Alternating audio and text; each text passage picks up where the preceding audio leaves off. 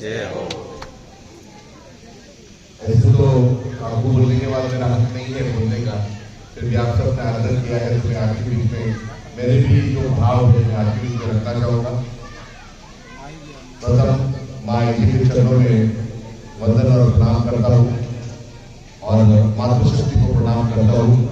यहाँ के अध्यक्ष मनोज जी को और महिला अध्यक्षा इंदिरा देवी, आप सबकी कार्यकारी कमेटी को तहे दिल से आभार व्यक्त करता हूँ कि आपने देर रात तक रात को इंतजार किया और बड़े ही निर्मल तरीके से आप यहाँ बैठे हो और इतने शांति से बैठे हो कि हमारे आदरणीय काकू जिन्होंने 45 साल की राजनीति में राजस्थान की विधानसभा में आवाज उठी है, तो आज दिन तक इन्होंने अपने व्यक्तित्व जीवन में कभी अपने ऊपर एक दाग नहीं लगने दिया, जो खाली सीरी समाज के लिए नहीं 36 कौम और विधानसभा के लिए गर्व की बात है कि आपने आपके जीवन काल में कभी अपने ऊपर एक दाग नहीं लगने दिया। और उसके ऊपर भी आपका अगर हम जीवन देखेंगे तो बहुत ही सादा और सरल जीवन आपने जिया है। आदमी हम सब कहीं ना कहीं खुद के विकास के लिए काम करते हैं। सबसे पहले हमारे में एक भावना आती है कि हम खुद के विकास के लिए कार्य करते हैं, उसको कहते हैं व्यक्तित्व विकास। व्यक्तित्व विकास भी होना चाहिए, लेकिन वो व्यक्तित्व विकास जब तक अपने समाज के लिए या अपने समाज के क्षेत्र के लिए आप अगर काम नहीं आओगे तो आपका खुद का व्यक्तित्व विकास किया हुआ इस जीवन में कुछ काम का नहीं है। तो आपने ऐसा व्यक्तित्व जिया है कि खुद के विकास के लिए इन्होंने कभी काम नहीं किया, लेकिन इनकी जनता त्रस्त नहीं रहे, इनके गरीब भाई बहन त्रस्त नहीं रहे, इसके लिए इन्होंने इनका जीवन व्यापक किया है। अब थोड़ी सी राजनीति की बात करता हूँ कि आज देश की राजनीति बहुत ही अहम पड़ाव पर है। अहम पड़ाव पर इसलिए है क्योंकि यहाँ पर सत्य और असत्य की लड़ाई है। गीता में कहा गया था कि जब सत्य और असत्य की लड़ाई होगी तो सत्य अकेला खड़ा होगा और असत्य की फौज बहुत लंबी होगी, क्योंकि उसके साथ मूर्खों की टोली होगी।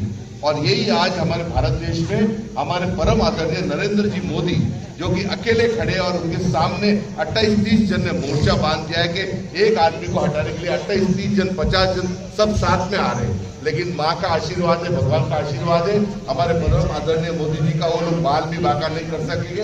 ये सरकार इसी तरह बनेगी, क्योंकि आपके दिल में जब तक मोदी जी बसते हैं, कमल का फूल बसता है, तब तक इस सरकार को कोई नहीं गिरा सकता। और पिछले 5 सालों में हमारे विधायक नहीं थे, हमारे विधायक हमारे क्षेत्र में नहीं थे, तो हमने क्या क्या भुगता है आप और हम सब अच्छी तरह से जानते हैं। हमने कितने हत्याकांड देखे, कानाराम हत्याकांड देखा, पिछावा हत्याकांड देखा और भी कितने हत्याकांड देखे, जिसमें सीरी समाज की ना कहीं पर पूछ होती है। इसलिए नहीं होती है कि विधानसभा में हमारा आदमी नहीं है। आपको पुलिस भी पैसे खाते, पुलिस भी लूटते, सब लूटते। क्यों? इसका एक ही कारण है कि विधानसभा में हमारी आवाज उठाने वाला कोई व्यक्ति नहीं है। तो पिछले टाइम जो भूल हुई, हम थोड़े से मार्जिन से पीछे रह गए। इसमें सबसे बड़ा हाथ मैं तेलंगाना का भी मानूंगा।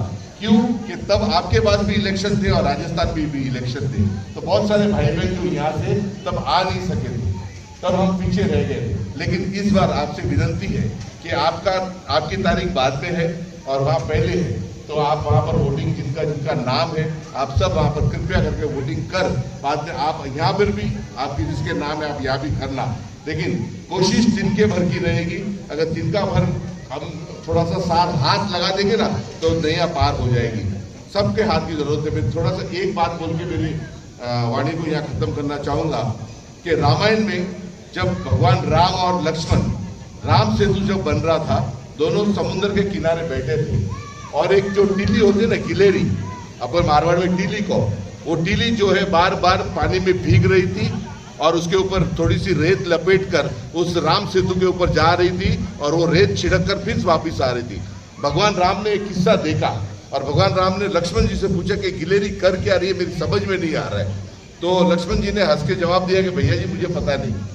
और फिर उन्होंने गिलेरी से पूछा भगवान राम ने कि आप ये क्या कर रहे हो। तो गिलेरी ने जो उत्तर दिया आप सब इसे ध्यान से सुनिए कि गिलेरी ने बोला कि मैं जो है पानी में जा रही हूँ और थोड़ी सी रेत जो है राम सेतु के बीच में जाके ये रेत डाल के आ रही हूँ, क्योंकि जब पूरे संसार में जब ये बात याद रहेगी कि राम सेतु बनाने में मेरा भी थोड़ा सा योगदान था, भले वो योगदान बहुत छोटा था, एक थोड़ी सी रेत डालने से कोई राम सेतु पूरा तैयार नहीं हो सकता, लेकिन वो छोटा सा योगदान पूरा संसार मेरा याद रखेगी।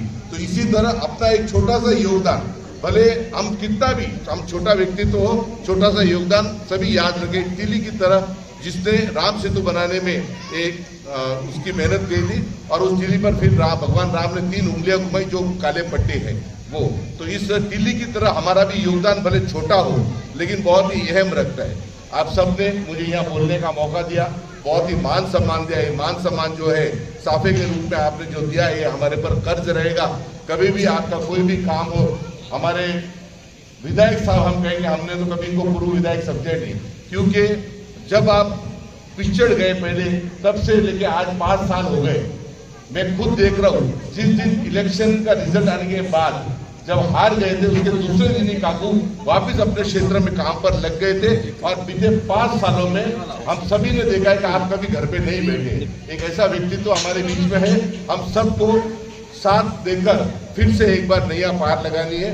और आप सब ने मेरी बात को बहुत धैर्यपूर्ण सुना और मुझे भी यहाँ बोलने का मौका दिया। बड़े मान और सम्मान से मैं आप सभी को फिर से वंदन और प्रणाम करता हूँ। बोलिए भारत माता की जय, भारत माता की जय, वंदे मातरम, वंदे मातरम। बहुत बहुत धन्यवाद आप सभी।